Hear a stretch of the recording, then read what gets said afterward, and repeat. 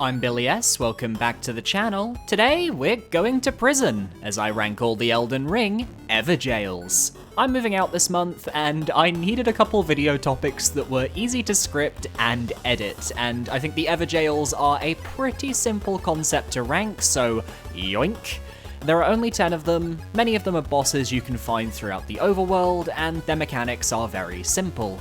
But some of the rewards and some of the more unique fights offer a genuine challenge, and then there's also the lore potential. I think the Evergaol concept has a lot of opportunity, and if it comes back for the upcoming Elden Ring DLC, I'd love for each jail to feature a unique boss that isn't reused somewhere else. So, let's get to it. All 10 Elden Ring Evergaols ranked. Let me know your favorite down below.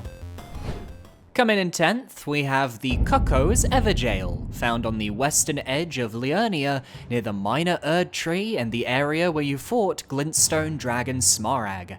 I remember finding this for the first time and wondering what on earth could be in there given the name Cuckoo's Evergaol. So I was a little disappointed to see that the actual boss was just a magic variant of the stone troll digger enemies I'd gotten so used to fighting at this point. On a first playthrough, it was a little on the novel side, as you normally don't encounter these Carian knights until you reach the top of Caria Manor, and my original run-through of the game did have me using a sorcery build, so the Great Blade Phalanx spell was a nice reward for seeing this fight through, but I just don't think Bol's Carian Knight is a particularly engaging fight for the point of the game he appears in. His moveset is the same as every other troll, with the only difference being he can use his signature spell we just mentioned throughout the fight.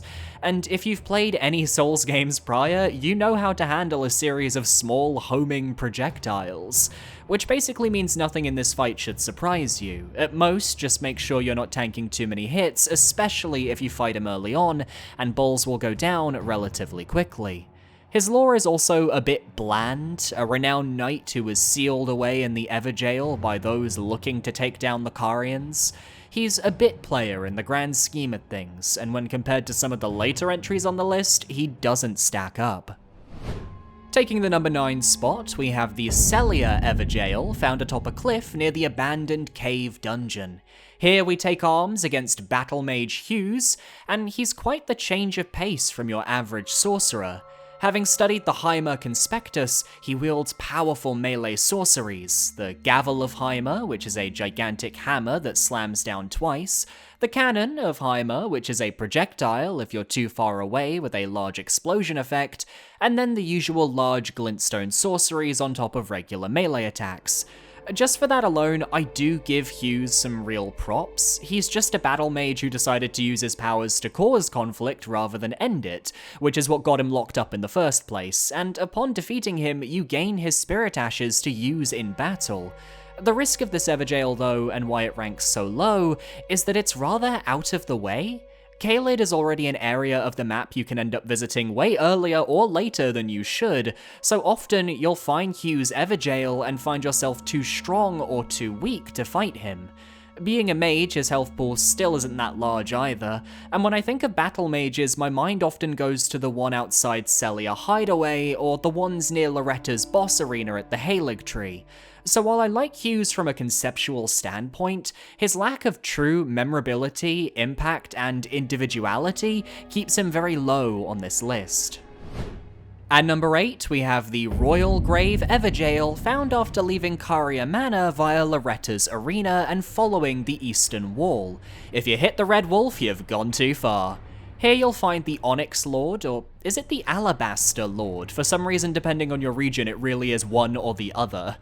Given life from the meteorites that have fallen from the stars across the lands between, these are imposing creatures with surprisingly simple movesets. For the first half of the fight, you're only in danger if you choose to be like me and constantly charge your heavy attack.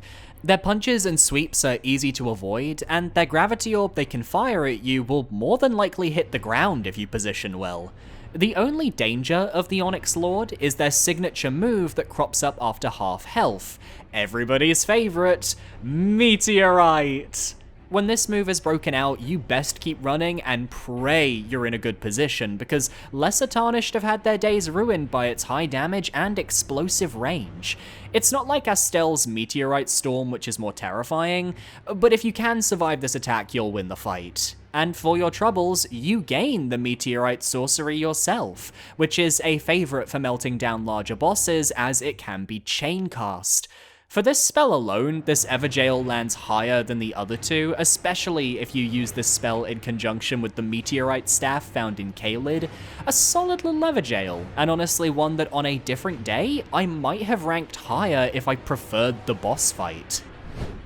Next up at number 7, we have the Weeping Evergaol, found on the southwest side of the Weeping Peninsula.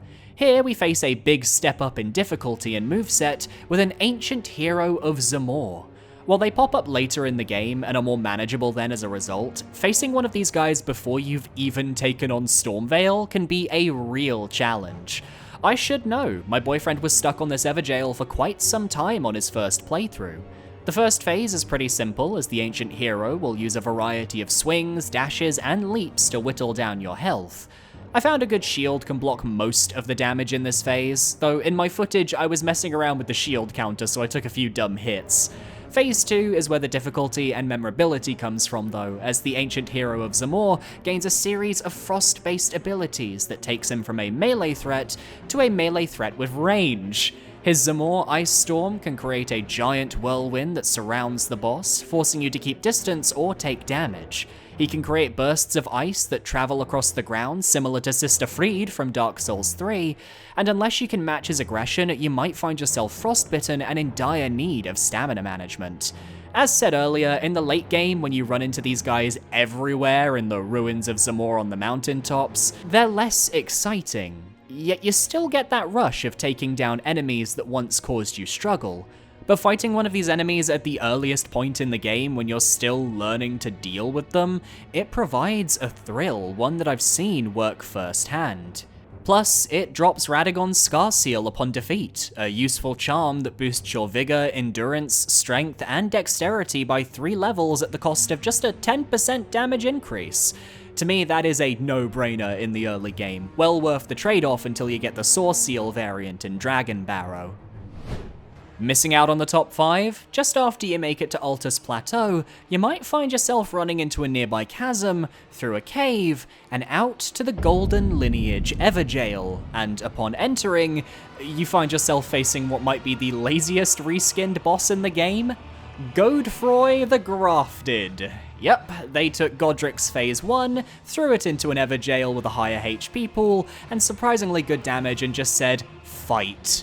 Alternatively, there has to be an Elden Ring player out there who skipped Stormveil, got to Altus via the Dectus Medallion, and faced Godfroy before facing Godrick, thus making Godrick the reskin in their eyes. If you are out there, let me know in the comments.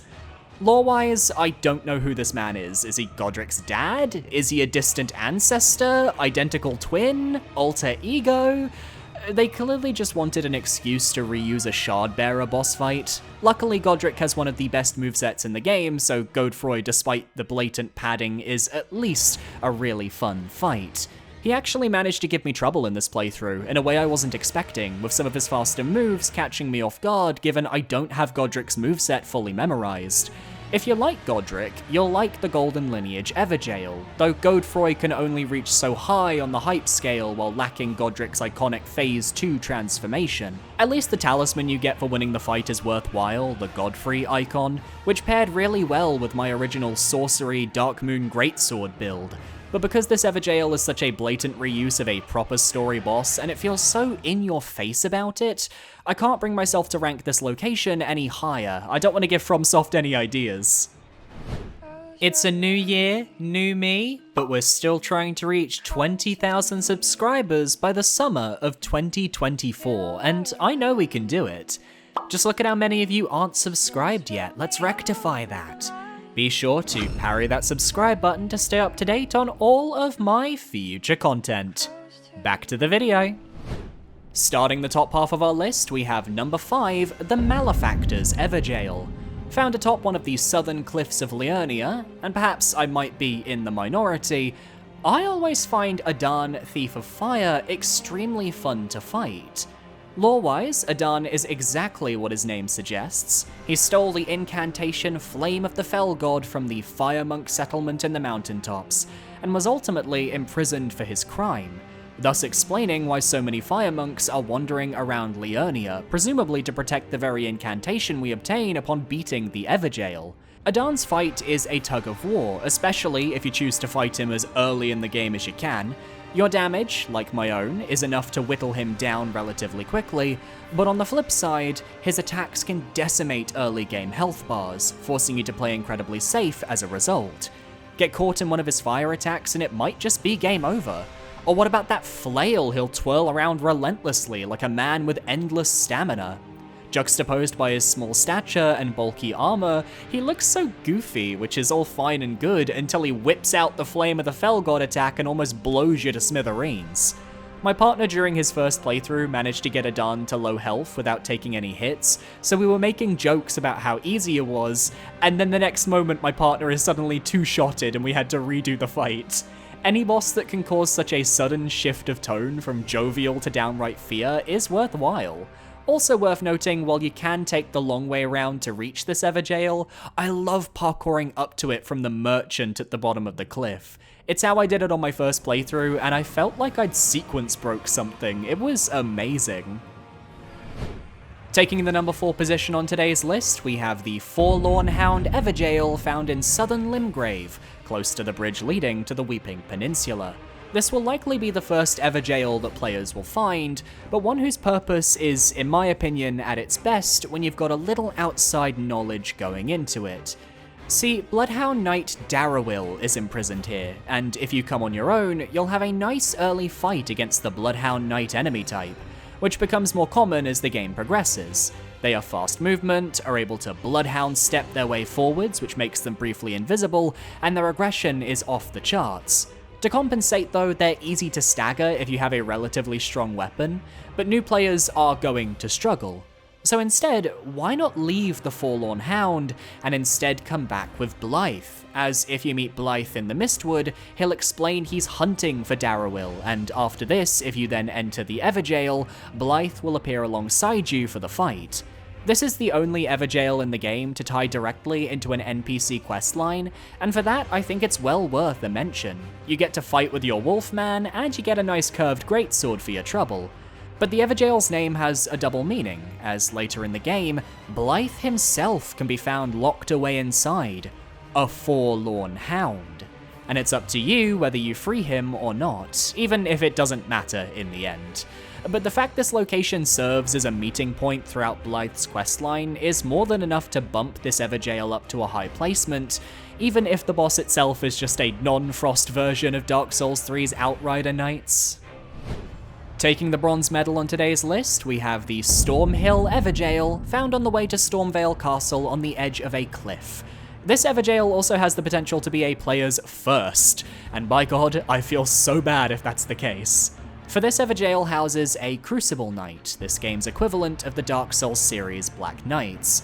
They're some of the toughest armored enemies in the game, with extremely varied movesets, weapon types, and upon reaching half health, they break out furry magic and start growing wings and tails. It's crazy! Obviously, this Evergaol is one of those it's too hard for you right now, so remember to come back later type challenges, and while I know a lot of people out there are a bit tired of that trope, I can't get enough of it, especially as earlier and earlier in my playthroughs, I find myself wanting to attempt this Evergaol to see if I have what it takes to beat the Crucible Knight. This is Stockholm Syndrome, but by the end of my footage recording playthrough, having managed to defeat every Crucible Knight I came across, including the dual Crucible Knight boss fight, I really came to vibe with their movesets, and it makes fighting the original Stormhill Evergaol fight that much more enjoyable on a new run. Can it be cheesed? Most likely. Is it the most original fight in the game? No. But unlike other reused enemies, the Crucible Knights more than earn their keep through their intensity and the sheer level of skill needed to succeed. Plus you get an incantation that lets you create a supple tail that sweeps through foes, and I just think that's neat. But ultimately, while I'd say this is my favourite Evergaol fight, my top 2 Evergaols managed to overtake this one based on their lore. Our runner-up Evergaol goes to the Lord Contender's Evergaol, past Borealis' frozen lake in the mountaintops, where we face off against Round Table Knight Vyke. And of all the Evergaol characters, Vyke is easily the most important to the lore of your character in Elden Ring. A Round Table Knight blessed by Lanciacs themselves, they were on track to become the Elden Lord, and yet when it came time to burn their maiden away, they couldn't do it, being swayed by Shabriri to take the Frenzied Flame instead. My read on the situation is that Vyke imprisoned himself within his Evergaol, possibly because something happened to his maiden that caused him grief. I'll touch upon his lore in a far greater detail when I get around to the lore ranking videos, but for now, we know that Vyke is a mirror for the player. His actual fight is paced slower than you'd expect, with his long-reaching spear hitting at a snail's pace, but if it connects, it will stagger you for a decent chunk of time. He has his jump slam attack, which is easily punishable, and then his draconic incantations such as Fortisax's lightning spear, which can do devastating damage. As you can see, I died to Vyke with just one hit remaining on his health bar because I got cocky. With my build, he outranged me just barely, so his attacks would always connect first, yet I never felt frustrated. Do I wish Vyke had more of the Artorias treatment, getting a proper 1v1 duel fight that was more than that of an NPC invader style battle? Yes, but what we did get is still good quality, and by defeating him, you gain his iconic armor set and Vyke's Dragon Bolt, which allows you to buff your weapon and body with Draconic Lightning. A bit niche for my tastes, but worth it for those going the full Draconic Cult build, as it obviously pairs well with all the lightning incantations. Coming in at number 1, we have the Ringleader's Evergaol, found on the Moonlight Altar in southern Liurnia. And here we find Alecto, Black Knife Ringleader, and this name should immediately ring alarm bells, as a Ringleader is effectively a chief perpetrator. Alecto was the leader of the Black Knives, who orchestrated the slaying of Godwyn the Golden during the Night of the Black Knives, an infamous event in the history of the game that likely helped trigger Marika to shatter the Elden Ring, kickstarting everything leading to the events of the present. Yet she was ultimately imprisoned inside an Evergaol. By who, I'm not entirely sure. Could have been Marika, could have been Ranni based on the location. Whatever the case, she now waits as one of the toughest fights of Elden Ring's mid-game. Alecto has a lot of HP, a very fast moveset, and can utilize the Flames of Destined Death to reduce your maximum HP while wearing your health bar down. At the very least, she's visible, unlike some Black Knife assassins, which makes her fight a little more fun, but it was certainly a learning curve for me, figuring out my openings and ultimately having to come back and try again multiple times before managing to take her down later in the game. But she is worth defeating, because she drops one of the undisputed best spirit ashes in the game, Black Knife Tish, her daughter. Tish is without a doubt the best reward any of these Evergaols has for players who are using spirit summons, as she can wield the Destined Death debuff that absolutely melts through bosses if you want an easy time. All you have to do is defeat Alecto in her slippery ways. Vyke may have more lore significance to the player's own journey, but Alecto has more lore significance when it comes to the overall story Elden Ring is telling, and that's what lands this Evergaol as my favourite. And that's my list. Which Evergaol is your favourite? Let me know in the comments down below, and let me know your hopes for Evergaols in the DLC. I would be curious to hear them. And be sure to parry that subscribe button so you can stay up to date on all of my future content. I want to do more Elden Ring specific videos. There are so many topics I haven't covered from this game yet, but we'll wait and see. My socials are on screen now. Feel free to follow where you feel comfortable. I recommend my Twitter, my Blue Sky, or my Discord. I'm not terribly active in any of them, but hey, it's better than nothing. A massive shout out to my patrons over on Patreon. You guys are amazing, and I will see you next time for another video. I have the hiccups. Oh my god. Adios.